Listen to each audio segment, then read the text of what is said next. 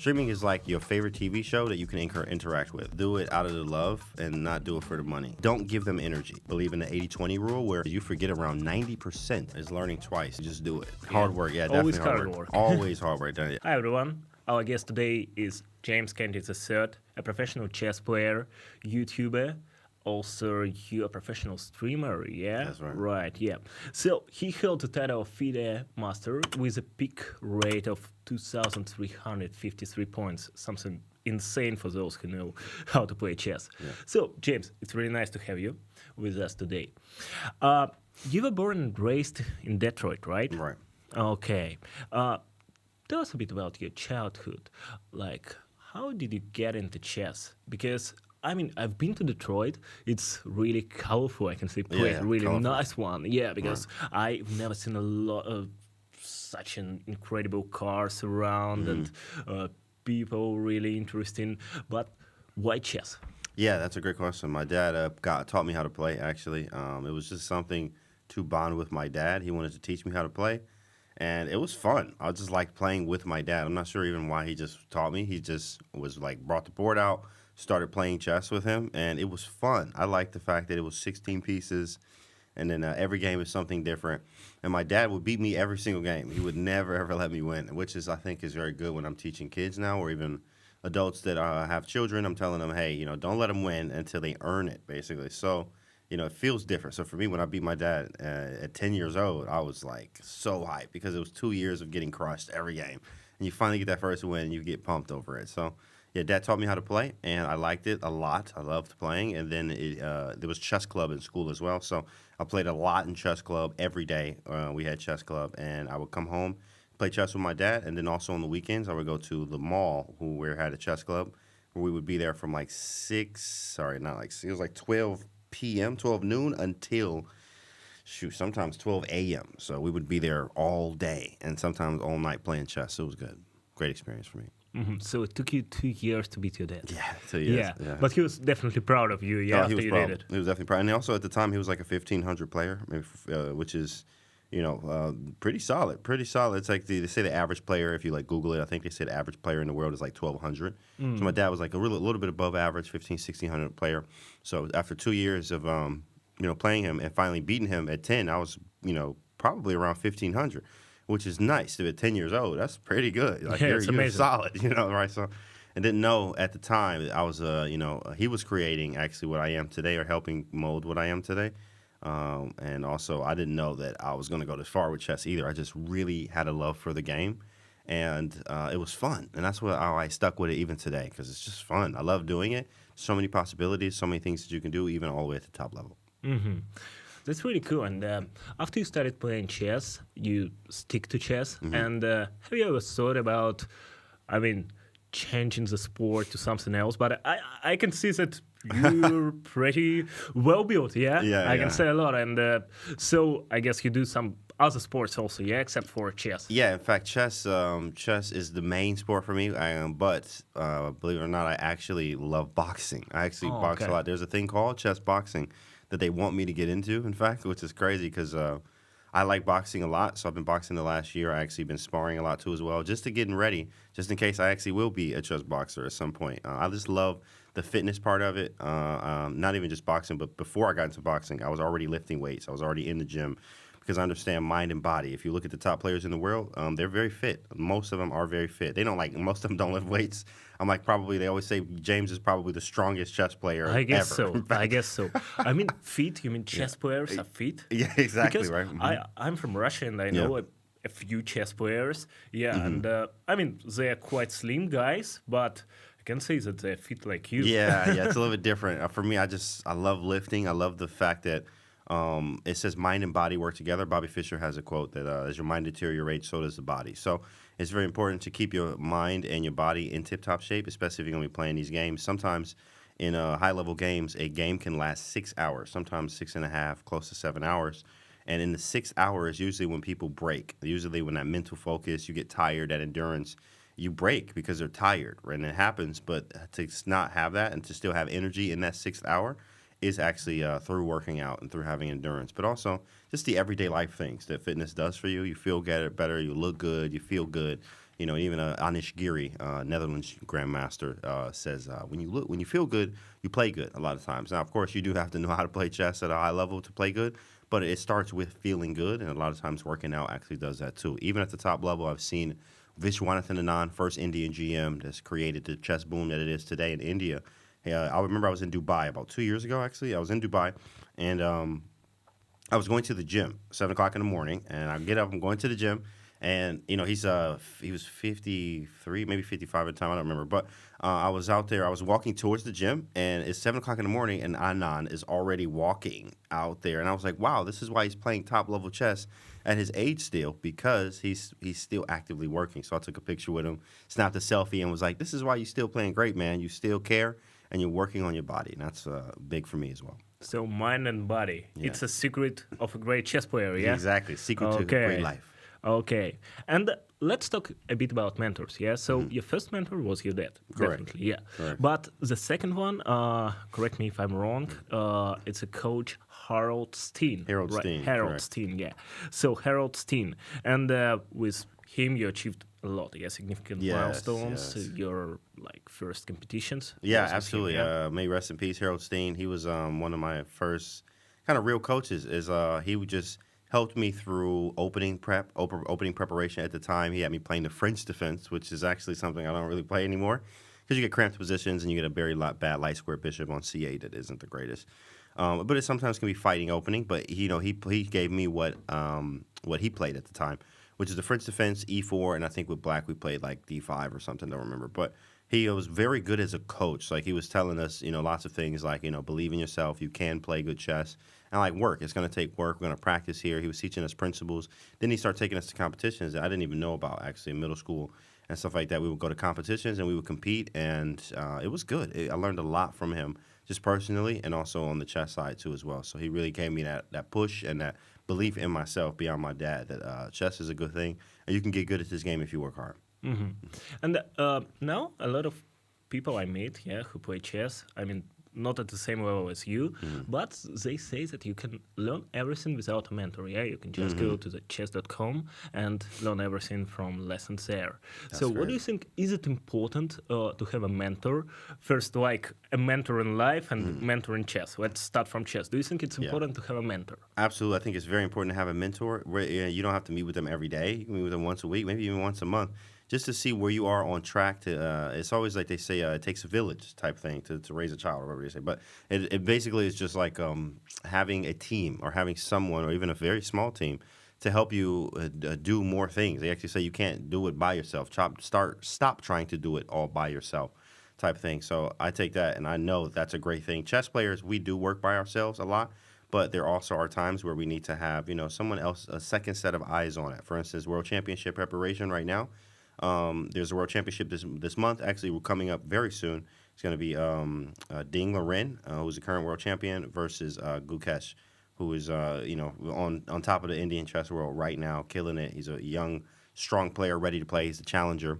But they have seconds, meaning like they have seconds, probably even thirds and fourths, where like these are teams of grandmasters that work together to make sure their preparation is correct on the top level for this World Championship match. So it's very important to have some type of mentor, whether that's physically or even mentally. In fact, my last coach that I worked with before I beat my first grandmaster over the board, shout out to Alex Golden actually, but he told me, he was like, stop worrying about the result of everything. That's just why I was missing international master norms by half a point, because I was focused on, if I win or draw this game, I get my first norm. So you're just excited, but you're not thinking about the game. You're only thinking about that result that comes from winning or drawing that game.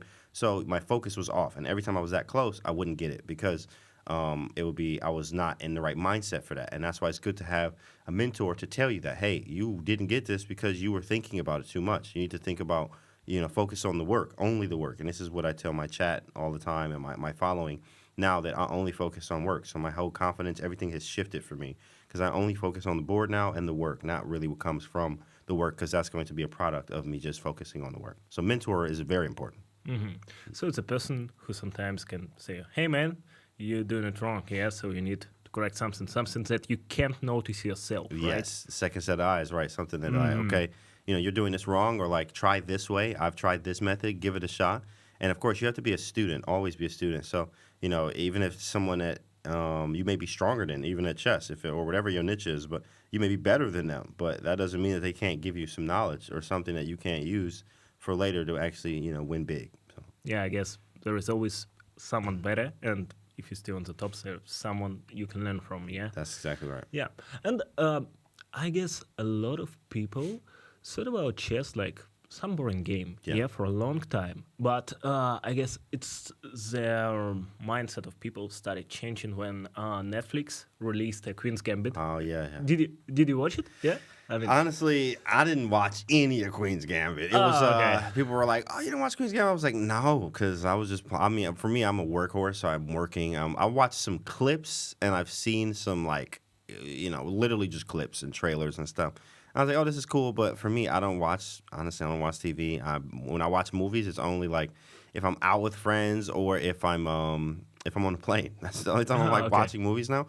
So or shows because I have a goal to hit the Grandmaster title. So it doesn't. Nothing is stopping me from the goal. So even movies and like being outside and like doing a lot of things, I'm mostly studying chess, and usually it takes 4 to 6 hours almost every day of studying chess.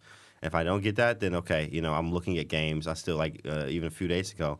I was like, man, I looked at 300 games today. Like, that's crazy to think about, but it was just nothing to me. I knew I had to do it, but I looked at like 300 chess games from two, 3 different tournaments where all these players, because I was checking to see what's being played, what's the top level, what did this player play? Oh, this player, what is he doing here? How did they play this variation? What is this? What's the most common opening being played? What are they not playing? What openings do I like to play that aren't being played? I'm getting all this information from these games, and so I didn't have time really to watch. Not that I didn't have time. I always say you always have time. You just have to you just make time for the things that you really want. So for me, I just didn't make time for it. But I heard a lot. just just let me specify 4 6 hours each day. Every day. You're learning. Learning new stuff. Wow. Yeah, I'm grinding. I'm grinding. I'm doing in games. I'm doing opening prep. A lot of it's opening preparation, making sure your openings are tight and top notch, depending on what type of style of player you are as well.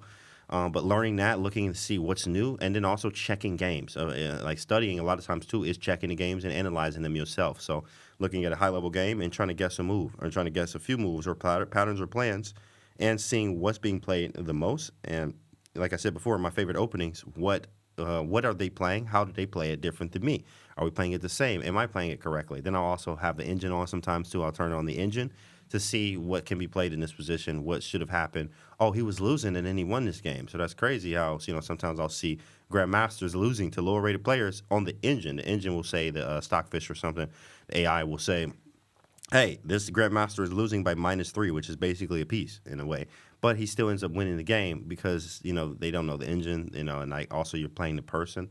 You're not playing a computer who knows all. You're playing a practical player across from you. So that comes into mind of like, dang, that's crazy. He was losing the game and still won. The practicality of chess is always still there. But I'm learning all these little things from like analyzing these games every day. So Yeah, I mean it's really exceptional dedication, and I like the point that you create a time for yourself, yeah, Yes. for all the things you love. every day. Yeah, I'll dive deeper into the thing about your preparation and your routine. But now I want to know a bit about let's call it the economy of chess. Yeah, so Okay. how it works. So in 2014, you won $20,000. Yeah, Yes. a prize money at Millionaire Chess Open 2014. Yep. Right, it's right. Yeah, and I mean it's probably was the biggest sum of money you won by far, yes? By far. So even today. Even today it still was the haven't biggest. won.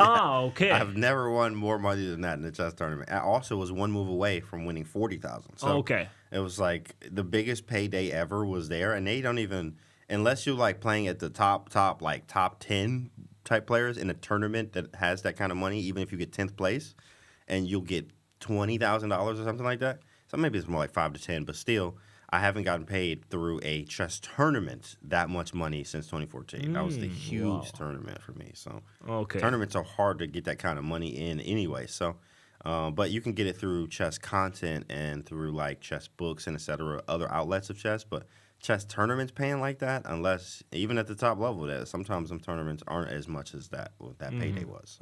So actually, if you play chess and you just want to make money on tournaments, it's probably not the Oh, best. it's not going to be a good show because the mental aspect too, as well as like you have to win tournaments or place for you to feed your family type thing. That's not sustainable, and it's not great. It's gonna put you under a lot of pressure and stress where you don't actually want that, especially when you go play. In fact, even Hikaru Nakamura, one of my great friends, great 5-time U.S. champion, peaked at number 2 at the world. I think he's like 3 or 4 now. But he's very strong, a good business partner as well. I worked with him a lot. I talked to him outside of chess, just the business aspects and things that he does. So I learned so much from Hikaru. And one thing that he did was, it was just he was so good with his mindset and etc. So it just helped me, to be honest, to learn that you don't have to always do it through the chess part. You can do it through other aspects, as well. Hikaru is a good person for that. He likes to trade in the not foreign exchange. I think he trades stocks, but I trade in the foreign exchange market. So, Okay. but I learned that kind of from him. So, you learn a lot from these top guys. So, So it's really interesting because I saw that in chess tournaments you can make a significant sum of money because now chess are. I can say it's booming because I see chess everywhere, and I saw that there are money like probably not like in football, definitely, but probably like in UFC or something like that. But it's not true, So you can make money in chess, but not by tournaments. Yeah, not by tournaments. You can by tournaments, but that should be, like I think someone told me that on YouTube they make ad revenue is 1% of their money. I was like, oh wow, so how are you making money through YouTube? And it was like, well, it's through my descriptions. And I was like, what? That doesn't make sense. Where like they have affiliate links, they have book a call with me. Here's my courses, here's my class, here's my master class, all in the descriptions of every video. Where that's where they make most of their money, and ad revenue is like 5%, because they're not counting so much on the YouTube money, they're counting so much on people watching the videos and reading the descriptions and clicking the links there, right? So Hikaru, it shows that a lot too as well, or even just some of the greats in chess now that monetize chess without playing in tournaments, basically. Because that is, he actually said, one thing he says, Hikaru is, he has less pressure now. He's able to play his best chess now because he has less pressure. And he was saying, like, back then, 10 years ago, this would hit a lot harder. This tournament would. When you have that stress on you and that pressure to play and et cetera and play well, you can crumble. You can also not play as well. You're really in your own head. And, a lot of times that, he had a lot of freedom, monetary too as well. He just, made a lot of money through other aspects. And he was able to have that freedom to just be himself and play good chess. And then he shot up and rose up to number 2 in the world here. In fact, so at some point. So it's good to have other aspects. In fact, at one point, streaming was full-time, which it is. It's still full-time, but it was the only income. So I had to stream harder. Some days, some months were harder than others, being in the game 6 years. But then I started branching out, and I started, money here, money here. So now, it's you can chill a little bit. You feel better because I have more aspects and more money coming in than before. So, what about sponsors? I mean, there are pretty famous brands in chess. Yeah, I guess some are luxury watches and some other brands. They started supporting chess. Yeah, and like famous chess players, they work with these brands. And can you make money just by working with some kind of famous brand? absolutely. There's lots of sponsorships and brands that you can work with.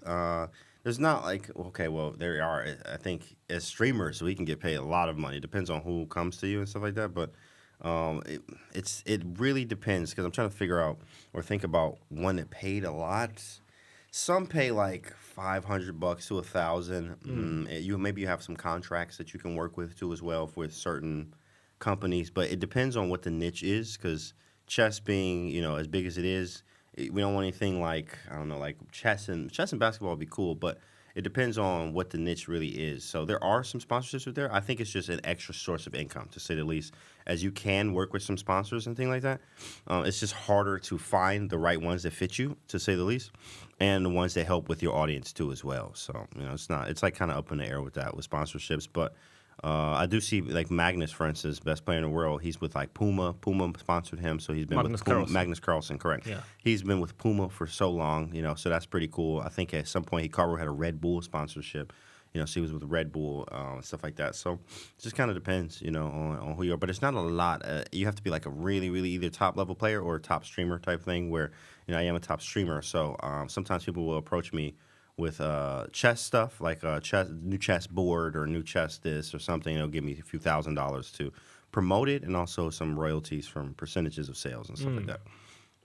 That's really cool. Yeah. I mean, $2,000 for just promoting a chessboard. I Yeah, would love to. yeah. I would love to have it. Yeah, and about streaming. Yeah, so I can say that you made chess sexy. Yeah, Yeah. because when we were driving here, you told me that you got it a lot. Yeah, a lot of people say that you made Yeah. chess sexy. Right. And before you, I guess I haven't seen much of the streamers Yeah. who make it in such an entertaining way. Yeah, and you have 61,000 subscribers. Yeah, I'm at 61,000 followers, actually. Followers, Shoot, okay. I would love that, too. 61,000 subscribers is crazy money. That's Yeah. like one of the top people on Twitch that have many subs. But followers-wise, it's a lot. It's a huge following. It just grows. It keeps growing, keeps getting bigger.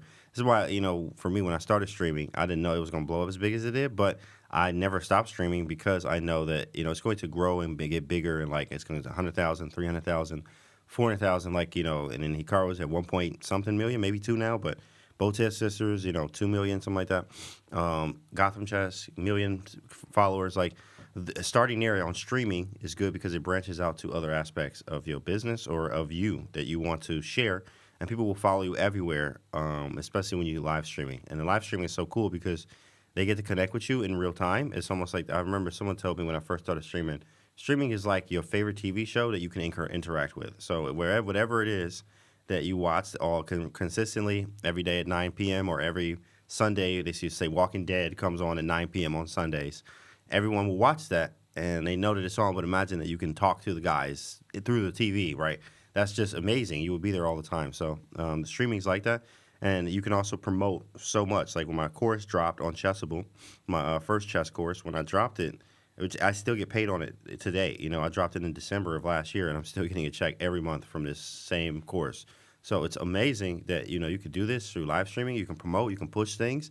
And live streaming is the wave. Like, I even see people that are not in the chess niche, like the big top streamers, like, even Kai Cenat, who's, he was like, yeah, I just turned down a $60 million deal from Kick. I was like, wow, he just streams real live content, talking, hanging out. He hangs out with celebrities, and like they come to his stream. So, and it's just it's like a talk show in a way, basically. But he's just having fun. He play games. It's just a real life thing. But it's crazy as you can see how fast and how far this thing can go through streaming. So, same with me. I mean, I started with 10 followers and 200 views or something when I started, and then I was just 61,000 followers and growing like crazy. So people are always on the stream. Well, this idea about live streaming, I've never thought about it like a show you can interact, because I don't watch a lot of live streams. Yeah.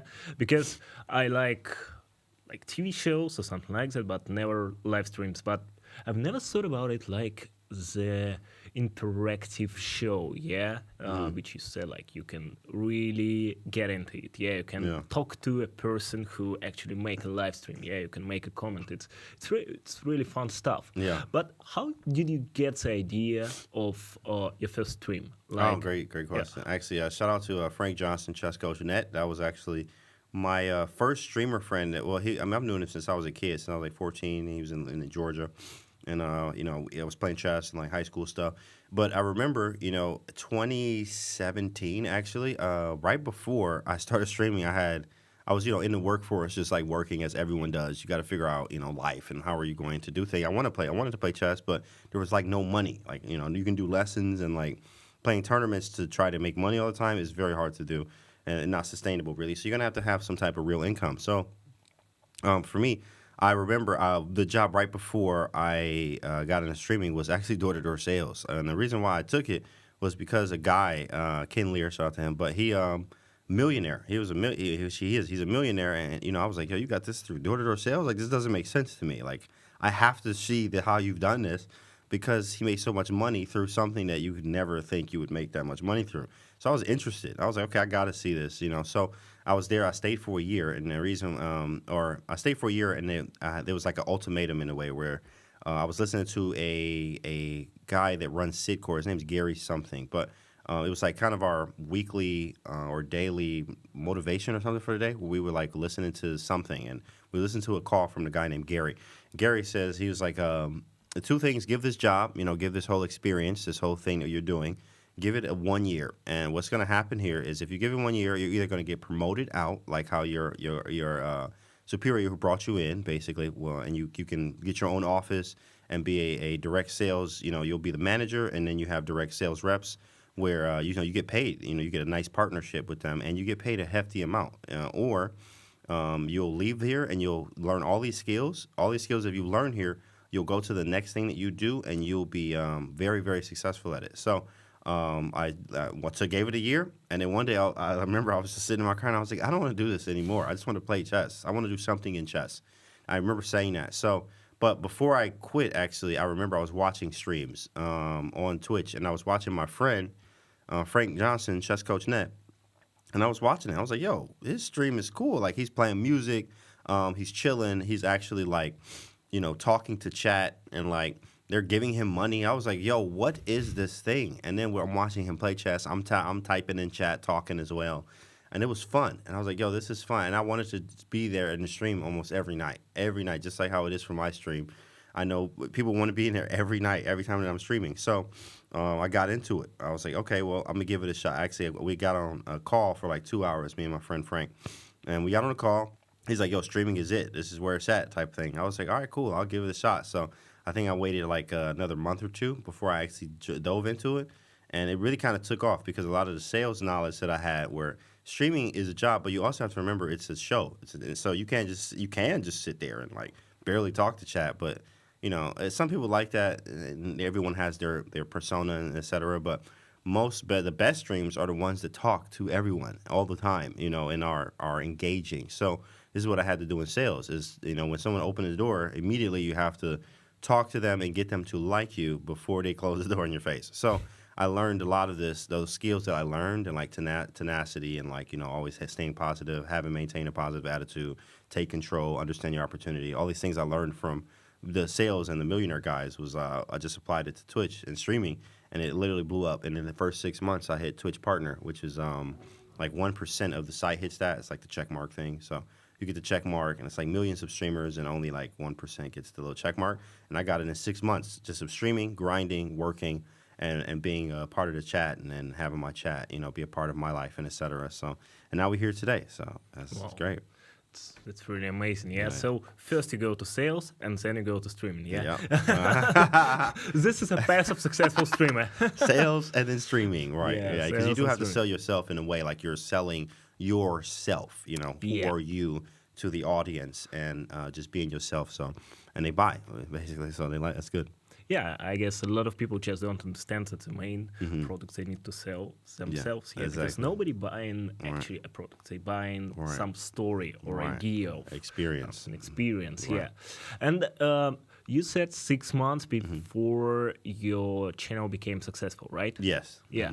So maybe, I don't know, you can share some insights. Yeah, you already shared like being yourself, being chill and cool. What else? What else do you need to become a successful streamer? Yeah, for example, if some guy who's listening to us right now, he's playing chess and he wants to make some money. Maybe he's thinking about streaming. What should he do? He should, first off, do it out of the love and not do it for the money. You have to do it for the love, and you have to do it for the money, because if you're doing it for the money, it's not going to come until later.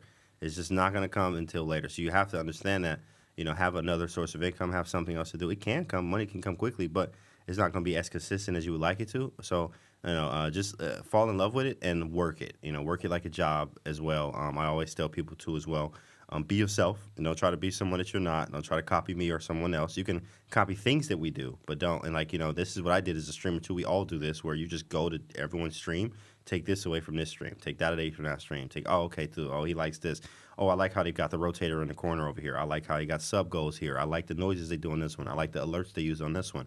I like the backdrop they have on this one. I like the lighting on this one. I like the music on this one. So, you'll just take all of these things and put them together in your own stream. So definitely do that. Be engaging in streams. I think that's another thing. Go to other streams. Be in the chat. Be very active in your niche when it comes to streaming. So when you're doing that, you show that you are not just doing it for yourself, you also are in other people's chats. So, when I was streaming, when I first started streaming too, I was in everyone's chat. I would be in their chat, and that was funny. Just how everyone is, being a viewer. Be a viewer and also be a streamer too as well. Be yourself, grind, and also have the right tools. See what be a learner too as well. Be a big student. Always be a student of it. keep learning, learn the best settings, try to upgrade as much as you can when it comes to equipment. Try to get work with what you have too as well. I remember you don't have to have the best equipment to stream either. I first started with like 4 gigs of RAM and like one screen, which is crazy to me now. Of like how far we made it with that is insane. And like a webcam that sucked. I was like, this is crazy. I made it this partner thinking back where I was before. So you just have to do it. They say the best way to start is, or is now, basically. You just have to start. You got to do it, and then you make the changes on the fly. I always say, too, as well, make sure you track your data, have some goals, and make your goals vocal to your chat. We want to hit 100 subs. We want to hit 100 followers today. 500 followers, in the next week, whatever. So they can try to help you hit that goal because they're there, watching you as a show. And you have to always remember that. Start as this is your show, and you want people to come to it. Also, another thing is promotion. You have to promote it, especially when you're new. Even now, I still promote my stream. I don't have to as much now, but you promote your stream, especially when you're a newer streamer. You want to promote on all the socials you have: Facebook, Instagram, Snapchat, whatever you have right now. You need to start posting so people know. Oh, you can get these first few viewers in, first 100 viewers. People start watching, and some are gonna fall off, but a lot will stick. And then you grow from there. So it's a lot. I mean, we can talk an hour on this, on just streaming alone when it comes to things that you can do, especially being a new streamer. So yeah, but one last thing, probably about the streaming. Yeah, a lot of people are probably anxious about negative comments, because when you start streaming, when you start posting videos, you get a lot of negative comments. I remember when I started posting some videos on TikTok, there were like a lot of views, a lot of supporters, but at the same time, there were a lot of like negative comments. Haters. And how to deal with them? How do you do? Or maybe don't have any haters. I'm not sure. No, we all do. We all have haters. But well, that's a great question. Actually, when it started for me, you would get, they call them trolls too as well. You would get crazy trolls. I would get racist trolls just being a black streamer too as well. And like just being black in the streamer community, no matter what you stream, you're going to get some racist trolls at some point. So you have to know how to lock your chat down. So on the back end, there are settings that you can put in, certain words and certain things that can't slip through. So it'll come up. There's an auto moderator. So, when the word triggers, it'll show that only you can see it, but the rest of the chat can't. So what I've learned is don't give them energy, basically. So what they want is they want you to see it and react, and that they get something out of that. So if you know that, you just start with, you don't say anything. In fact, I block them so fast, and I'm in a conversation, like we can be having a conversation with like this, and I'll look and I'll click block, and then I keep talking to you like this. And the guy that's the troll or the hater, they are so angry. Or like sometimes someone told me that they made a new account and came back and were just cool because I gave them no energy at all, and they just wanted to be a part. But it was like, dang, he didn't even give me the time of day. So I also would say don't give them the time of day. You also have to know, believe in the 80-20 rule, where 80% of people will always like what you have. No matter what it is, they're going to like it. Of course, nothing crazy, obviously, but 80% is going to always like what you like or love what you drop and do content. And 20%, no matter what it is, if you give them $1 million, they still hate you, right? So it's going to be 20%. So you have to understand that 80-20 rule, and that's in everything, 80-20. So I learned a lot about that rule, and I was like, oh, cool. So a lot of times in chat, we'll point them out together as an audience. I'm like, oh, hey, guys, we got a 20%er in chat. Hey, how are you? And then block them. And then like, and they, they come back and they're like, oh, man, they don't play that over here, or we can't get a rise out of this guy, So they stop coming around, or they'll still try to, and like the auto moderator takes it down. We've had people sometimes even there's an unblock request thing where they can request to be unblocked, and they'll put a message like, hey, sorry, I really didn't mean it. It depends on what it is, what they say. If it's very racist, then I'm not unbanning you. But if it's like something where I was just playing, it was a joke, okay, I'll unban you. I'll give you another shot, but I will ban you again. Like it doesn't. So, you give them chances like that sometimes, but don't feed into it, and you always have to know that 80-20 rule is very good. 80% will always like it, 20% won't. And haters are going to be haters, right? So, you always just point it out and keep it moving, and I always say you have to thank the haters too as well. When I hit the Grandmaster goal, first people I'm going to thank God first. Secondly, I'm going to thank the haters, basically, because the motivation that they give you, a lot of times where, you know, you want to give up that next hour. I'm tired. I didn't study 4 hours today. Then you remember that hater that's like, oh, you wait, you're never going to hit. You can't. Why do you? Blah, blah, blah. You know, all the stuff they be saying. Then you're like, oh, yeah, I got to do an extra hour for you. Thanks, bro. I forgot about that. Right. So that's how kind of flip the script on it, as opposed to like, you know, cussing them out or trying to like, oh, you're a hater, blah, blah, blah. You know, we kind of flipped it and made it more of a positive thing because we've had so much of it before and we've learned how to use that to our benefit rather than theirs. So you have to try to do that, you know, mindset thing. 80-20 rule is good. And understand you are going to have haters. Get rid of it fast. That's why all my comments are clean. Everything is good. Sometimes even your team or your following will beat up on them too. Like sometimes if I miss a comment, you know, they'll go in there and my chat is ripping them apart, or like or the comments are all like, "Bro, you're stupid, bro. What are you doing?" I was like, "Dang, man." They always have your back, right? Which is good, but then I'll end up taking that down because it's just too much heat on that comment type thing. So you have to understand that 80-20 rule is a big thing. So 20%, and it helps you too, because when you have like, oh man, this guy is what's this guy's problem, and you're like, oh, he's 20%. All right, then you just like, oh, cool, you know, block it, delete it, and then keep going about your day. So just don't care about Yeah, you just don't care about it. Yeah, you still have 80. Exactly. Yeah. And now I want to dive deeper a bit about your book. You wrote a book, How to Become a Chess Champion. Yes. Yeah, you're also coaching at chess.com. Yeah, and I guess at your streams you also try to coach people about some chess. And how did you get into coaching? Why did you decide to write a book? Why did you decide to become a coach? Yeah, coaching, I got in that for the book was nice because they reached out to me about it and they said they wanted to write a children's chess book. So I was like, cool. I don't have that yet. Yeah, that'd be great. It took like a year to write, so we wrote it. I was just every one day at a time writing it out, and it finished. And coaching, I've been coaching since I was a kid. I actually been coaching since I was like 13, 14 years old when I was an expert. And I was coaching then because I was already just a 2,000 level player, which is expert, and most people never hit that in their life. And I was already, you know, teenager doing that. So I was able to coach, and I learned so much through coaching that now, you know, I guarantee, I would always tell people now, and I have a 100% success rate when it comes to students on getting better as long as they follow what I say. If they don't get better, it's because they didn't follow what I said. Because I have a strict system now. This is a system of thinking. This is our system of training. Follow the thinking system, follow the training system. Also, you know, I noticed over time that, you know, people forget things, like even in school. Like we went to school, we wrote all this stuff. We had these notes, you math class, blah, blah, blah, whatever. And you still forget things, you know, later on, obviously, especially if you didn't write the notes down. So I give notes and homework every single lesson. So and this has been in the recent, maybe last 6 years, actually. In the last 6 years, somewhere around the second year of streaming or something, I figured it out of like, you forget, in fact, there's a statistic that says you forget around 90% of everything that you've learned, and within, you know, 2 hours, sometimes 48 hours of what you've just learned. I remember even having that real time. I had a chess book that I bought, so hyped to read it. You know, it was an opening chess book. It's actually called Open Spanish, which is an opening with Black Grandmaster Repertoire was the name of it.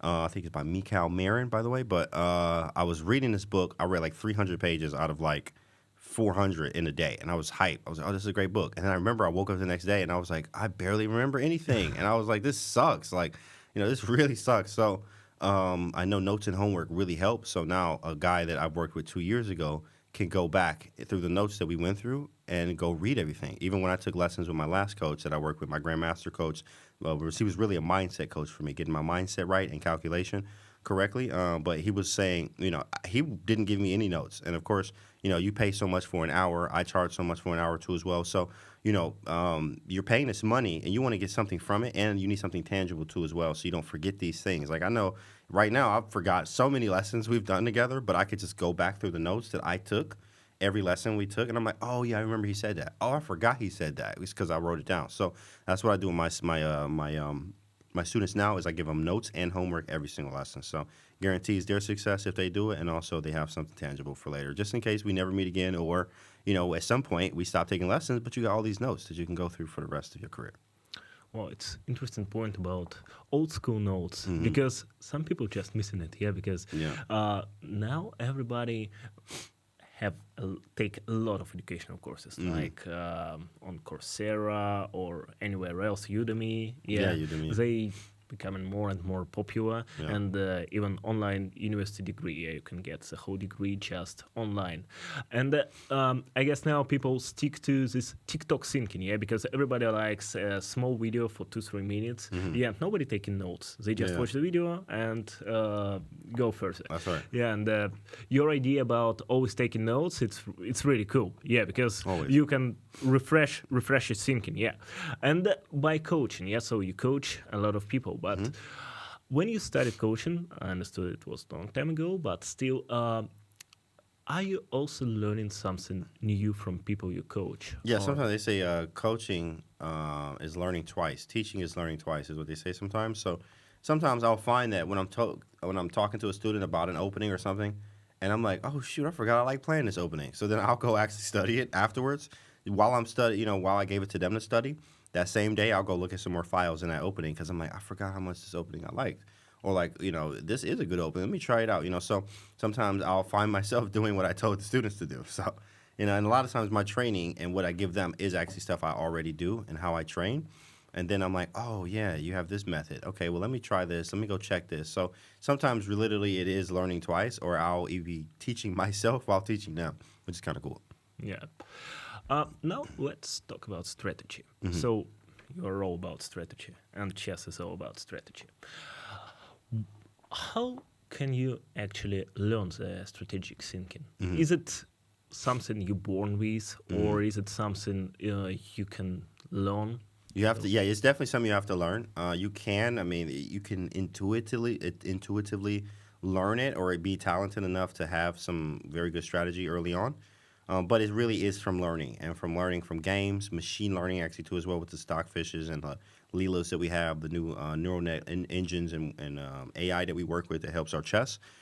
So that's great, but also reading chess books on like strategical chess thinking. In fact, one of my favorites right now is Grandmaster Preparation, Positional Play. That was probably one of my favorite ones in the recent times because it gave us 3 questions, and in the 3 questions you had to learn, what are the weaknesses in the position. And I read the book so many times now that I started adding on to the stuff. So the first question is, what are the weaknesses in the position? But then I added on for both sides. Like, what are my weaknesses? What are their weaknesses? Which is, holes in a position, weak pawns, weak king, weak structure, central control, maybe a piece is really bad, etc.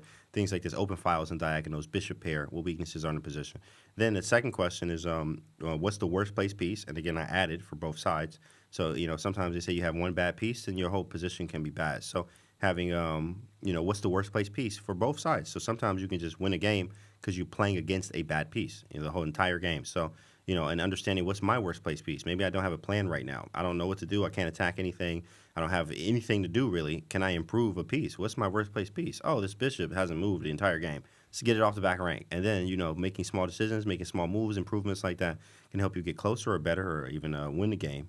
And that's a good asset to have. But number 2 is what's the weaknesses in the position? What's the worst place piece was number 2, and number 3 is what's my opponent's idea. So that one is very important because you need to know what are they doing. So strategic thinking can be as simple as creating a strategy and a plan, which is after I ask these questions, I make these decisions, or I have all this information to try to make an educated decision in this position here using a strategy like, what should my next move be, etc., or what are they trying to do. But you can really get a good strategy through asking questions, basically. Even those are surface-based questions. What's the weaknesses in the position? Worst place piece? What's my opponent's idea? Then you can say, okay, what side of the board am I playing on? Where do the pieces look great together? I've developed a thing called the drag and drop method where I'm teaching students. And I tell them, it's just in this day and time, computers, you can drag and drop files everywhere. You download it, you drag it to wherever you want. But in chess, you can do that with pieces where if you want to attack this king or you want to attack this side of the board, what is a realistic way for you to get these pieces on this side of the board? And it has to be realistic. Like, I always say realistic because sometimes if you want a rook to get to the other side of the board, literally it's going to take like 11 moves because you have to do all this extra stuff. You got to move here and like take this. This has to be cleared out. That's not really realistic. But maybe you want this knight to this other side of the board, which that takes three moves. I mean, that's very realistic. So start there. And then get it over here, and you have to use calculation too as well with that. So it's a lot to it, but start with small strategies like make a plan and ask yourself some very good questions. And do you implement the strategy, I mean, chess strategies in real life? Because what you're talking about right now really resonate, for example, with a business, yeah? Yeah, yeah. Like when you do business, you also try to get into your opponent's head. You try to figure out what your next move or what your next word is going to be. So do you implement the chess strategies in your life? And if you Yeah. do, how you do That's a it? good question. Let me think about that. Actually, I think good calculation is one thing. Working hard in calculation is like the chess assets that I use in other aspects. Like, how you do anything is how you do everything, is what they say. So I go hard in like everything, like working out, boxing, going out. Like I always go hard on everything. Whatever it is, I'm going hard on it. Even trading in the foreign exchange market, I go hard on that. So, it's because of I study very hard and I think I'm very good at working, the hard work, the study. I understand what it takes, and also the studying, whatever it is. Like you have to study. I've studied lifting and working out. I've studied film for boxing. I've studied, foreign exchange patterns and understanding, what we're looking for before we place a trade and et cetera, stuff like that. So I think that's helped because in chess, it's the same way. You got to be very particular. You have to be alert. You got to be looking at everything. You got to be calculating, and you have to strategically plan. And I think that's I've done that a lot in business, in Twitch, on Twitch streaming, on YouTube, all of that basically. So it's been very good. So it's more about hard work. Hard work, yeah, Always definitely hard work. Always hard work. Always, they say hard work beats talent when talent is not working. But of course, I always say, well, if you're talented and you're hardworking, then that's a diabolical combination. So having Yeah. both of those is great. But hard work is where it's at for sure. Yeah, because right now there are a lot of coaches who promise you an easy life, a lot of money without doing anything. Yeah. And there are some people who are talking about the hard work. Yeah, but most of the people, they really buying something or some courses or some I don't know, some insight from people who promise them easy money, easy life, That's easy the everything. worst. That's Yeah. the worst. So Yeah, you don't stay trust. far away from those guys. Yeah, those guys that are like, oh, it's gonna be easy. Barely any work. No, it's always gonna take work. So if they're telling you it's not, it's not. This is not a good idea. Maybe it's not as it might not be as hard work as you think. But it is going to be some work. It's always going to be work, and I always tell people that no matter any asset, I actually like to use mindsets and motivation from like sports players and stuff like that, like Kobe Bryant, may he rest in peace. But he had a mindset that was crazy. He was a Black Mamba mindset. right? Mamba mindset. That man, it was insane with the work ethic. And also, I just recently found out about Michael Jordan had a quote that he said, hard work eliminates fear. And I was like, wow, that's why I'm feeling so confident in my game, because like I'm just hard working so hard that I'm not scared of anything anymore, or I'm not even like nervous to play. Sometimes you're nervous when you get those nerves before you play first move, and like you're jittery sometimes. And I was like, I don't even feel that anymore. That's crazy. I used to feel this all the time, sweating right before the game, and nothing happened, and you're just like already panicking, and like nothing happens. So, but I've been working so hard that I've eliminated that entire feeling and an emotion that was there before. But it always comes back to that hard work for sure. But sticking to hard work, maybe hard, sorry, for Prodigy, yeah, because sometimes you probably feel exhausted, yeah, because you work too hard, yeah. Maybe you start hating what you're doing, yeah, or it never happens to you. I mean, how to really stick to hard work, because sometimes it can be exhausting, yeah, because Absolutely. like, yes, learning for 6 hours of chess Yeah. or working out for 4 hours, it may be exhausting. So how to Great stick question. with it, yeah. Two things you can do. Well, the first one I'm gonna leave with. The first one I'll say is the easier one. Is like take breaks and have some fun. Have something that you love to do after work. So basically, like for chess wise, go out and get some ice cream and go hang out with friends after you do 2 hours of chess. Now, of course, if you can't, you need to do this 2 hours of chess. You can't go do that thing, whatever it is for you, until you've done this amount of time of work. That's the first thing. Is like rewarding yourself. It's like. I forgot. There's a book called The Habits, something about habit loops. Power of habit? Maybe, I think it might be that one, Power of the Habit, but it was talking about the habit loops, the cue, the trigger, and like the reward, and et cetera. And I know a lot of times is having that reward on the end of the work is very important. So, you study hour, and actually I was working with a mental health coach, however you call it, but he was strength and mental conditioning or something like that. And I was like his first chess player to work with because, he's worked with UFC athletes, he's worked with breath work, doing that kind of thing with really physical MMA type people or athletes like that. That do other type of sports instead of chess. He was like, yeah, it was the first chess player he worked with. We worked together for like 2 or 3 months. He just wanted to try some things. And I remember one thing that really stuck with me was this, he was like hour and 90 minutes on. and like 20, 30 minutes off. And I was like, oh, okay. And the reason why you're saying this is because, you know, you want to give your brain a break and then come back and reset because you feel good to have that break. Sometimes I would literally power through and be studying, sitting. Sometimes I even do this recently. I'm like, dang, I'm just sitting here for 3 hours, like working and then studying 4 hours sometimes. And I'm looking up, I'm like, dang, I am locked in, you know, because I didn't even take the break. But it's good if you don't have that type of habit yet or that type of discipline to stop and give yourself this much time, stop, go do something fun. He said even like, don't even look at chess. So I remember he was saying like, go look at something to make you laugh, you know, go to TikTok and scroll, find something funny, you know, go to Instagram or like watch TV for 30 minutes, whatever it takes, you know, go take a walk and then come back and then hit it again and you'll feel a lot better. But that's the first thing. And the second thing is creating a discipline of work, basically. So what I mean by that is, a habit, basically. A habit forms in like 20, 30 days, basically. 21 days to create a habit, generally about a month, right? So you just have to, I always say Nike has the best slogan ever, which is like, just do it, literally. And you're like, well, how do you create a habit? You have to just do it, bro. You literally have to just do it. So that's the hard part, and a lot of people don't want to hear that, but it is the you have to just do it. That's how you have to do it. And you have to, for me, I created a habit of just working every day. Every day, get up, work, and study, work, stream, work, grind, study my chess as much as I can. And over time, it's just now I have a streak on Chessable. It tells you how long you've been studying, basically, or how many days in a row. Mine is like 1,800 something in a row. I don't even know what it's. I just stopped looking at the number because, but people are like, oh, I'm on Chessable, my streak's at 100. I'm like, great. Mine's at like 1,800. Keep going. You know what I mean? So, but that's like 5 years of just every day on the site working and grinding. So, but I created a habit and a discipline. Now it's like, if I don't do it, I'm like, oh no, I didn't do Chessable today. Like that's crazy. I need to get in there now and go do something in there. So because there's so many books I can read, so many things I forgot I had. Oh, let me read this one. Let me try that. So you have to create that discipline by actually just doing it. Yeah, Nike slogan, just do it. Just do it. Explains everything. Yeah, that's it. You just need to do it. Yeah, but for a lot of people, I guess it's still hard because it's easy to say create a discipline. Mm-hmm. Yeah, but yeah. This 21 days, it can be enormous amount of time. Yeah, because for 21 days you need to wake up at 6 o'clock, for example, and go to the gym. Man, those days suck. Yeah, it sucks, but you still need to stick to it. Yeah, right. Find what you love. Right.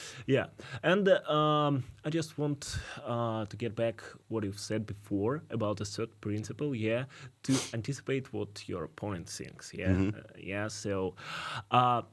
How do you work with it? How do you work with your opponent? Because often when you play chess face to face, it's a battle of wills, I guess. So how do you get into your opponent's head? Yeah, actually, that's a good question. I don't really even for me, it's more of playing the board. I remember Ben Feingold said this a long time ago. He said, play the board, basically. I never forgot this. He was teaching one of my coaches I had, Bill Calton back in the day, who's still a top 5 player and top 10 player actually in Michigan now, but strong player. He's 2,300 USCF, which is right under me in FIDE, but very strong. Been a master since I can remember. So he was taking a lesson with Ben Feingold, who's now a grandmaster. He was number 1 in Michigan for a long time before he moved, and he said, play the board. Don't play the person, play the board. Now, of course, you can try to play the person if you know them very well. They like the type of positions and et cetera. But the board really kind of tells you what to do. Now, obviously, you have to have a certain set of skills and a certain set of play and level of play that knows how to speak and listen to what the board's telling you to do, obviously. But you do have to, play the board. So for me, I don't even get in people's heads. I don't even try to. It's just more of a... Now, one way you get in people's heads is actually if you're winning a lot. If you start winning, you go in, you win the first game, you get second, third, fourth game in a row, then you're looking very hot. So you're already in their head because you're just locked in. You're winning, So every player knows, oh, man, he might beat me too. He might be... So really, you can get a lot in their head by winning and playing great chess and staying focused on basically the work, but also sitting there in front of the board and playing what the board gives you. So you have the same attitude about your opponents as about haters, yeah? So just don't care about them. Don't even care about them. Do what you do. Do what I do, exactly. Yeah. Lock in on the board, yeah. That's really cool. Yeah. But have you ever had situations when other chess players, opponents, try to get into your head, maybe say something or do something, what irritates you? No, I've never had that, actually. Which is good, I guess. I've never had that, in fact. I've never had anyone try to, get in my head or, try to shake me up before the game or anything like that. Yeah, I've never actually had that, now I think about it. Maybe trash talking blitz games, that's different. Where you're playing blitz games, 5-minute games, 3-minute games with people at the chess club. that's different. They're just talking trash and having fun. That's a little bit different. They can get in your head that way because you're talking and you're trying to listen and while you're playing. So that's the only thing. But in classical level play, no, everything's very professional. That's really good. And I want to know a bit about calculating risk because in chess you always calculating risk, and you also told us that you are stock trader, yeah? Yes. Yeah. Yeah. Well, I'm actually a futures trader. I like to trade futures and Futures trader, in the Nasdaq. Yeah. It's all about risk calculating, yeah? Right. So correct. how do you do it? How to calculate risks? Yeah, that's a great question. Both in chess and in life, yeah. Right, yeah. Yeah. Definitely calculating the risk. You have to know a level of risk that you will take based off calculation and practicality in chess. When you're talking about chess here, like if I take this risk, if I sacrifice this piece, it is going to get messy. But I do know that I have compensation, for instance, by, his king is very weak. And it's going to be hard to find some moves in here, especially maybe his time is very low, or it will get him in time trouble. And I maybe even be able to find a draw in here or have some compensation for if I give up a knight, which is 3, I got 4 pawns, even though I sacrificed a piece. I did get 4 pawns here, and this could get, very messy, depending on what kind of styles you like. You want to play to your strengths. I'm a very tactical player, very sharp with tactics. So I like to play things that will give me those type of chances very, very quickly and et cetera. So, you have to calculate those risks, and you have to calculate them as well as you can. Now, of course, in a foreign exchange market and like trading futures, it's a little bit different where I learned something from the big dogs that make tons of money is like you have to have a risk to reward ratio of usually 1-3 or 1-5. And the reason for this is, never risk more than like 10, 20% of your account. I mean, you can be a very risky trader by playing 20% of your account, but, it's just difficult to do that. I actually like to do even 1%, 2% trades, anywhere from like 1 to 10, depending on how you like to trade. But basically, your risk to reward should be a 1-5 is what I've learned from one of my greats, one of my friend Tom Camp, shout out to him, but 1-5. And he says this because, like, let's say you lose 3 trades in a row, you are now down 3%. If you risk 1%, 3 trades, you lost 3% in your account, and you lost all 3 trades. But the 4th trade, you actually won, and because it was a 1-5, you actually are now in profit after winning 1 trade and losing 3. So it's important to understand risk to reward and take quality setups. In fact, they say one of the big things I learned in trading was actually we are not looking to make money. We're looking to take the best quality setups. That just comes with money. In fact, that actually goes back to in chess, stop focusing on the result. Focus on the work that produces the result. What is the work? It's like grinding, mindset, doing everything I'm supposed to do correctly. And then trading is like look for the right setups. What setup is the highest probability setup that we like to take that scores 70 to 80%? We need to look for that setup every single time and nothing else. If you take something else, well, then that's an L, because you didn't take the right the setup you're supposed to take to give you the best chances. So I always like to do. I'm a risky trader. I'm not gonna lie. I like to see money fast, but I also can lose money fast if I'm not careful or my risk isn't right. Correct. Yeah. So always 1-5. Always 1-5. But okay, yeah. Sometimes I'll see it set up and it might be a 1-3. Or sometimes even a 1-2, but it was a big 1-2. It's like, as long as it's not a 1-1, like you don't want to risk 1% to make 1%. That's cool as long as you're profitable. But try to get the bigger trades, 1-2, 1-3, 1-5. 1-5 ideally, especially in a volatile market where, if it's very volatile, I trade the New York session, so where it's very, very volatile. So you can get 1-5s quickly. You can get 1-3s. Sometimes if you're trading a different session, you're getting a 1-1, 1-2, like in the Asian session. It could take, 5 hours to get a 1-2. And I don't like to sit in trades more than like 10 minutes, right? So it's important to understand that. Mm-hmm. And what about preparation? Yeah, because I guess it takes a lot of time to prepare for a chess match, especially on the top level. If you playing a top player, you need to prepare a lot. So can you tell us a bit about your preparation? How do you prepare for some important games? Yeah, actually, important games, especially like tournaments where we know who we play ahead of time. Like my next tournament, I'll be able to every round. So I can look up their games, and I'll look at their games, and me and a friend of mine, actually, we just work through, see what are they playing on move 5, what are they playing on move 10, and things that I play. I like to see, where they're having holes at, or like where are you having problems, and I just try to fill those holes with my repertoire. Like, okay, maybe I'll play this move on this move, and it really helps to be able to use the engine and the computers these days, having help, also chess books that can show you that on this move, they always go here. Is what my opponent does.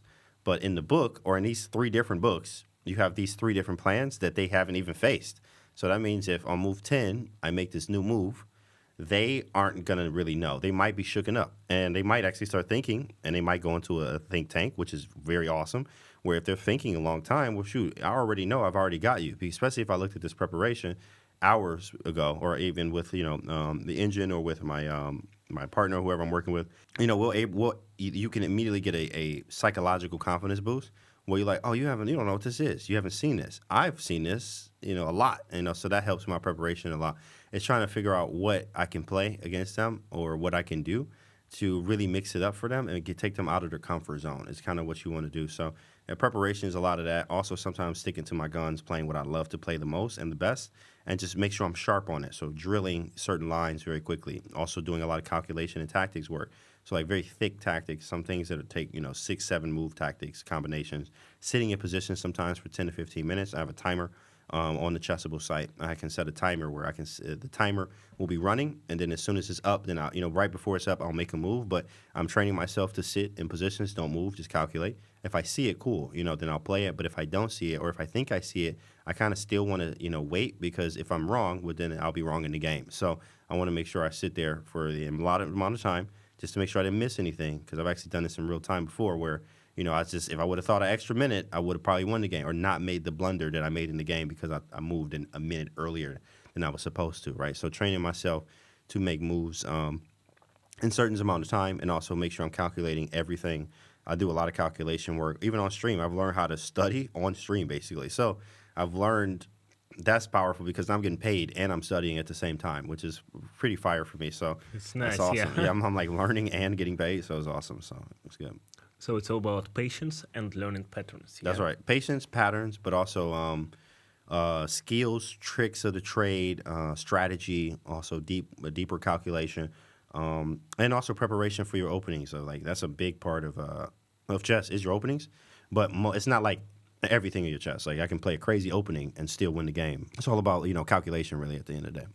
And what about losing? Yeah, because you definitely sometimes lose. And how do you feel when you lose? Yeah, you have to now. In fact, now when I lose, it's more of a okay. I used to get very angry, as of course like many players do. Lots of play. Even Magnus, you have clips of him, Yeah. really kind of like raging after he lost the game. But then he quickly calmed himself, collected himself, shake the hand, respectable game, get away. But it really hurt him because he let out emotion there. So I learned this actually recently from trading, actually, where let's say he said, I don't want to know if you won or lost that trade. That's how it should be in your chess too as well. I don't want to know if you won or lost that game from your way. When I look at you, I don't want to know if you've won or lost. And that's how I like to look at my games too as well. When you look at me, did you win or lose? I should be exactly the same. If I won, cool. If I lost, cool. But same thing in my trading is if I won, cool. If I lost, cool. It happens, right? So looking at it that way makes you better and a better opponent, and also a more dangerous opponent, and a better student, and understanding yourself, and also just understanding this game. You will take some L's in there, but you learn from the L, and then understand you don't lose that in that same way. Again, and you try to be better. But after you lose, you also take some time to analyze why you. Absolutely, 100%. Yeah, you have to analyze the game to see where you lost, what was your thought process. Sometimes looking at it with other players too as well, or even the engine these days, which is obviously the biggest thing that we can use the engine for is analysis. Like You mean AI engine, which AI engine, analyzes the games? stockfish, stuff like that. Yeah, you just look at it, you throw it on the engine, and it tells you, this is where you went wrong and why. This is what you should have played. I had one game where it was a crazy game, and I was like, I don't know where I could have had the chances. Like, where did I? And then it was some crazy combination that no one would have found as a human. It was just so hard to play. So, but I did learn that, and I was like, okay, cool. I see where I went wrong, and like, you try to implement that. And, you try to take something from every game, even in the games that you win. You analyze those too. So the games I win, I analyze those. It's to see like, oh, snap, I could have won faster. I actually had games where, I've played one way the entire time, and then I put it on the engine and it was like, what's the best way to play this? And then it was like, you had checkmate in two, like 3 times, and I'm like, I might have played the line like 30 times and never saw this crazy checkmate in two. It's like, oh my goodness. And like, now I know that it's there because I analyzed the games you win as well. I guess the problem of a lot of people say do not analyze their mistakes. Yeah. Because I remember in school when we made some tests or something, when you make a lot of mistakes. We had this work on your mistakes. So we should like go through, review your mistakes, and understand why you did it. And I hated it. I don't know why, but I really hated to lose. I still hate to lose. But now I'm trying to get back to the games I lost, or to some events which went in a wrong way, and try to analyze why it happened. And I guess people just don't like to get into their mistakes. Yeah. Yeah. And of course, if you are making the same mistakes, it's because you're just not learning, or you haven't trained that mistake enough, right? So they always say, what do they say? Losing, something about losing. Just don't lose in the same way. Losing can happen, but try not to lose in the same way. Oh, that's what we say.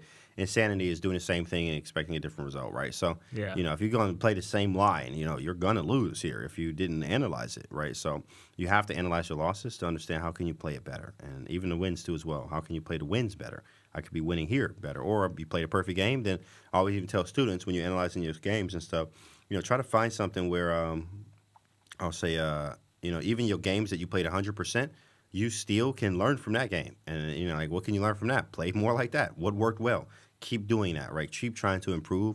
And I think Kobe was like that, too. Kobe had the mindset of, like, always improving. No matter what it is, 1% every day. Always improve just a little bit more every single day, no matter what it is. No matter if it's a clean win, you won 5 games in a row, cool. What's working? Keep doing that. How can you do it better? And that's how I look at it, too. Really interesting point about making different mistakes. Yeah, so it's okay when you make different mistakes, but when you do the same mistake, That's probably you lost something. Yeah, Right. yeah, and you are all about discipline. Yeah, because you hardworking, you learn a lot. But how do you stay sharp, like mentally and physically? What is your tips? What is your routine that's to great. stay sharp? Staying sharp, a lot of times, is health and fitness. Health is very important. So working out a lot. I work out 4 or 5 days a week, and if I can't, no, generally it's 4 or 5 days a week. But if I can't, then I'm making sure, I'm rested, or like I'm eating much cleaner that week, or like I'm eating lighter because I don't want to eat as much to stay heavy and put the pounds on or whatever.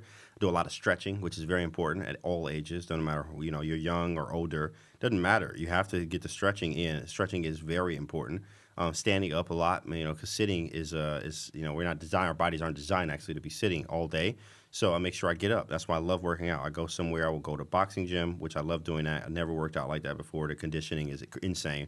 So I'll never give that up. Even people, it's inspiring too to see people. They're like 70 in there sometimes and sometimes in my boxing classes.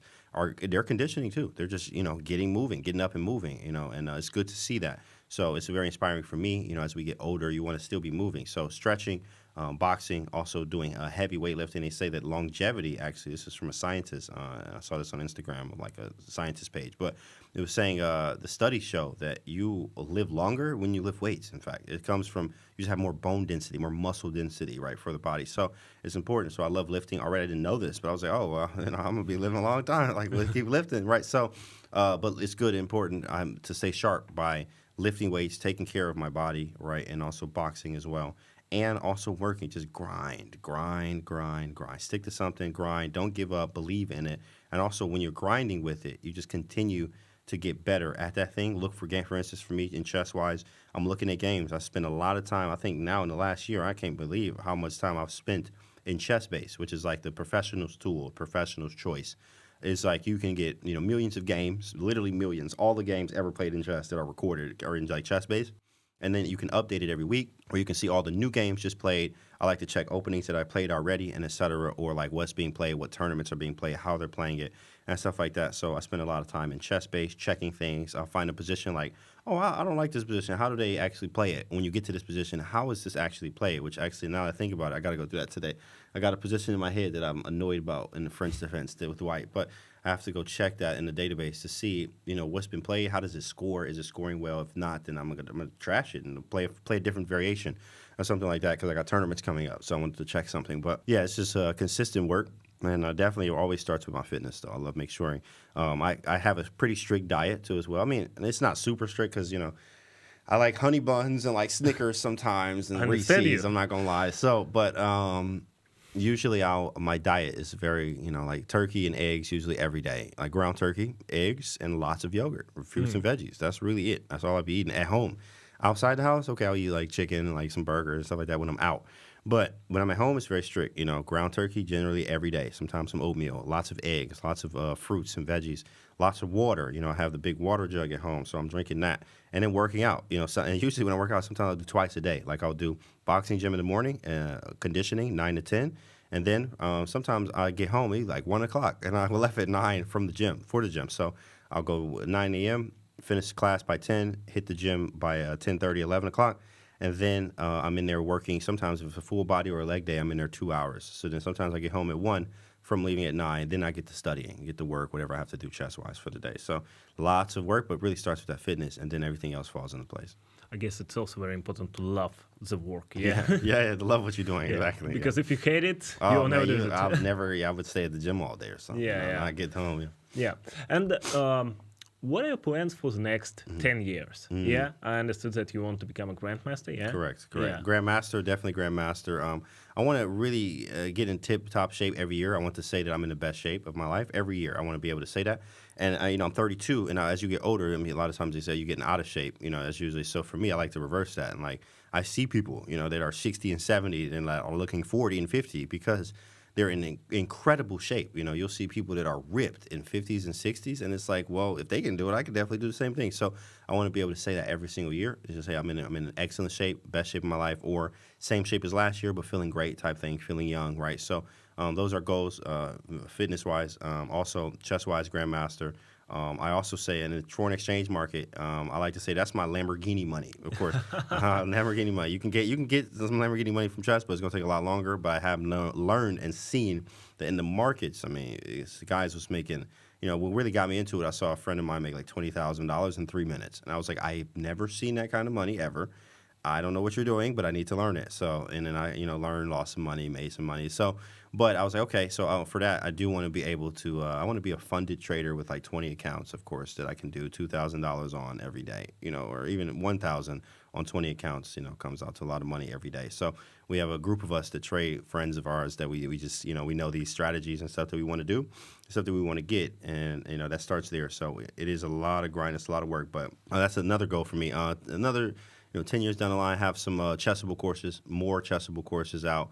I also want to be able to give back to African-American chess players that don't know the route. Even just all chess players that don't know the route to Grandmaster. Like I started at 2021, when I was getting back into chess. I didn't even know what a FIDE master was. I used to call it FIDE. And I was like, I don't even know what FIDE is. Who cares about a FIDE rating? Didn't know that was the route to get to Grandmaster.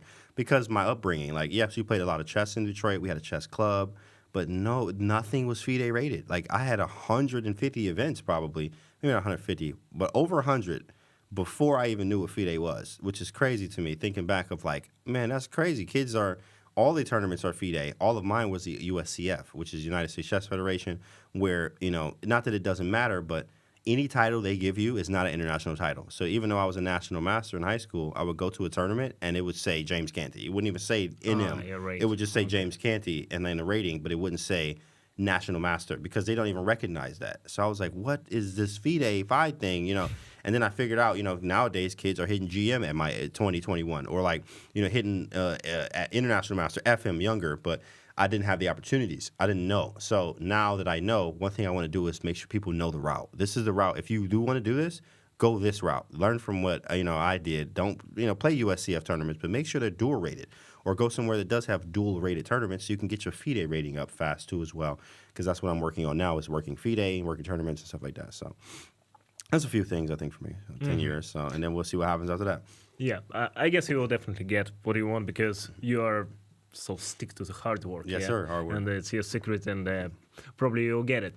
And I also like to sum up our conversation. Yeah, I want your advice probably on 3 most influential books in your life. That's a good question. 3 most influential books. Yeah. One of them, Forcing Chess Moves. So this one is probably, that has to be one of the most influential. It definitely is because I remember when I got this book, it opened my eyes up to how computers think and tactics. They think, in fact, there's one chapter called brute force combinations. There's one called ESTs, equal or stronger threats. And I always tell people, you haven't read a book until you can like tell me what's in chapter 6. You're like, oh, I read that book. I'm like, cool. What was in chapter 8? And they're like, I don't remember. I'm like, okay, well, you didn't really read the book. You kind of skimmed through it. You did read it, but you didn't really read it, right? You have to read books multiple times. So I read 14 Chess Moves like 7 times. There's also a second edition that came out in like 2021, I think. So it was this book taught me how to think like the tactician I am now, but really like computers do, brute force. In fact, one thing that I learned from the book that was the biggest thing is you have to expect you have to think first, what do I say? Consider first what you don't consider. So like moves that look absolutely ridiculous, that are crazy, are the things I calculate first. And this is why, in some of my games, you're like, man, how'd you find that? And I'm like, because I'm always looking at the crazy stuff first. Then anything else is like, if I don't find anything, then okay, I'm going to play the regular looking moves. Because if the crazy stuff works, most times it's going to win. That's how it is, and that's how computers think. And I learned that from 14 Chess Moves. That one was probably my favorite book. It was very hard when I read it. And I always tell people, look, you got to be, if you get everything wrong in that book, hey, keep going. And it's okay, because this is a hard book. It's supposed to be hard, and it's teaching you how computers think tactically. So that's why I like that book so much, 14 Chess Moves, 100%. One of my favorites, let me think about 2 other ones. Man, that's good. And I'm thinking because, mostly chess books, which is funny, but I read a lot of chess books. So anything outside of chess? Let me think. Is there anything outside of chess? Maybe okay, outside, well, the second book has to be Greatest Attacker in Chess. Like I can't. Greatest Attacker in Chess, which is about, I always say, my uncle, Rashid Nesmedinov, who we have no relation. We just say, like, my style of chess is like, Uncle Rashid Nesmedinov. And also, Mikhail Tal, who was, Rashid Nesmedinov was Tal's trainer. And Tal was, one of the greats, world champion, ex-world champion. And he said that Rashid Nesmedinov was the one that gave him problems. And he was training with Tal. And if I look through this book, I remember this was like when I went to a tournament. I read that book. Then I went to a tournament. I won 4 games in a row, and then I was half a point away from a norm. Later, I needed 7. I finished with 6.5, but I was tearing up the field. But I remember I read that book right before I got there, and I was just in the mindset. I felt like I was Rashid Nesmedinov that day or that whole tournament, because the way he plays is swashbuckling chess. It's crazy stuff. Like, all the games can show that I was playing out of my mind that tournament because of that book. So I know that book helped a lot. It helped me, like, look at how he formulates tactics and how he just doesn't care. He plays very uncharacteristic chess and very strong and trying to always attack you. So I think that's the second book. And now third is got to probably a chess book. But let me think. Sorry for a tricky question, yeah? That's a tricky question. Yeah. Let me think. Is there anything else? Yeah, I gotta keep it with chess, I guess. I gotta keep it with chess. But no, there's some mindset books too. Like, Think and Grow Rich was good. Think and Grow Rich was very good, I think. Think and Grow Rich is probably a fire one. I'm not even gonna lie. Think and Grow, yeah. Yeah, Think and Grow Rich is a very good one. You can apply that to everything, like Napoleon. Napoleon Hill. Yeah, correct. Napoleon Hill. Yeah, so that was a good book. That was a very good book. I'm not gonna lie about that. It was just about desire, desire and like I forgot the other things in there. But one thing was just about, I remember desire was one thing. I was like, oh, what do I desire? I desire to be grandmaster. I desire to be this. Desire. All right, cool. And you have to have that fire and desire kind of thing, kind of rhymed. So I remember that. I was like, oh, cool. Okay, that makes sense. Also, the thought, having a thought and remember your mind, what you think can actually happen, etc. I remember one story in there about his son having, losing hearing or something. His son couldn't hear or something, but they believed, and also they took him to doctors and acted as if he could hear anyway. And at some point, he was able to start hearing them through his ear problem or whatever he had. And I was like, wow, that's crazy. They kind of not manifested it, but they spoke it into existence, which a lot of these things do happen. In fact, even with my name, GM Canty, some people are like, oh, why don't you go by GM Canty? You're not a GM. And I'm like, first off, that's like bad negativity, so you got to separate yourself from that. Secondly, they don't know. I mean, there are others, many others, that actually have already hit GM that has done the same thing. Like, GM Min Lei, shout out to him. But he used to be GM Min Lei, and before he was GM, he was actually GM Min Lei a long time. Also, Andrew Tang, shout out to him. He was GM Penguin, basically, all the time. And then when he hit GM, you just stuck with the name, but, you put it in front of yourself so you can see it, type thing. It's like you put it there, you're more likely to hit goals, they say. It's statistically proven that if you put goals out there, even like on a Facebook status or something out there, you are more likely to hit them. Weight loss goals, you're literally more likely to hit them. I didn't know this, actually, at the time. I made GM Canty the name back before I even started streaming. I just was like, chess.com name. I was like, oh, let me put GM Canty. Maybe one day I'll be a GM. I don't know. Yeah. And then, look at that. Years later, I'm starting to manifest that, actually, in fact. So I think Think and Grow Rich is a good one for sure. It's very important to put your goal somewhere at a visible point, because our mind works this way that when we have a lot of stuff going on, we just forget what we are doing and why we are doing that. And when you have your goal somewhere, especially in your name, Yeah. it's a good point to remember. Yeah, you always get back to it. You see your name. Yeah, I want to be a GM. Yeah, for Right. example. Exactly. Or you can, for example, put a sticker on I don't know, in your bathroom and You have a always look vision at it. board, Yeah, like in vision board. in my house, so I Yeah. can see it. I'm like, oh yeah. I also like to point about the first book you mentioned about making a crazy moves. Yeah. Because it can help not only in chess but in In life. life, Yeah, make because that crazy move. What are they not doing? Yeah. thinking outside of the box. Yeah, Yeah. doing something what others do not do. Yeah, so Yeah. it's really cool. That's nice. Yeah, and the last question. Yeah, to sum up, probably it's going to be the hardest one, even the hardest than about the books. If you can sum up the formula of success Okay. in one line or in one quote, what it's going to be? Summing up success. Wow, that's a good one. Dang, that is a hard one. Shoot, you wasn't lying about that. Success in one quote. Let me think about that. Success is relative. Success is relative to what you believe it is. So in like one sentence, it's like, success is relative, but it will be achieved however you want it through hard work. So I think that's what it is. You can be successful. You do have to define what that is for you. What is it relative to you? What is successful making this amount? Is successful, not making a lot, but having this in family? Like, what is success to you, right? So make sure it's relative to what you want, but also understand that whatever it is going to take some hard work, and, you'll actually get it. So Yeah, about relativity of success, it's a very interesting point, because I've just talked to one guy and he said, like, my goal in life is to have a big family, a good house, and I will be happy. And I thought, come on, man, what about achieving like traveling, you want a Lamborghini getting truck, a lot of money? Yeah. And after that I understood, yeah, he's right, because people are different. Yeah, everybody thinks different. Yeah. For you, success, it can be a grandmaster. For me, success can be, I don't know, like Famous NBA or something. podcaster, Yeah, YouTube, podcaster, yeah, millions of something subs. else. Yeah, so for somebody else, it just can be a family. Right. Yeah, and it's a really good point. Yeah. So thank you so much for such an insightful conversation. Thanks for I having me. really learned a lot from you. Thank you. So thank you so much for your time. Glad to be here. Yeah, so subscribe to our channel, and also subscribe to James' channel, because he has a lot of interesting stuff about chess, and not only chess, because this guy, he's really hard worker, so you can learn a lot from him.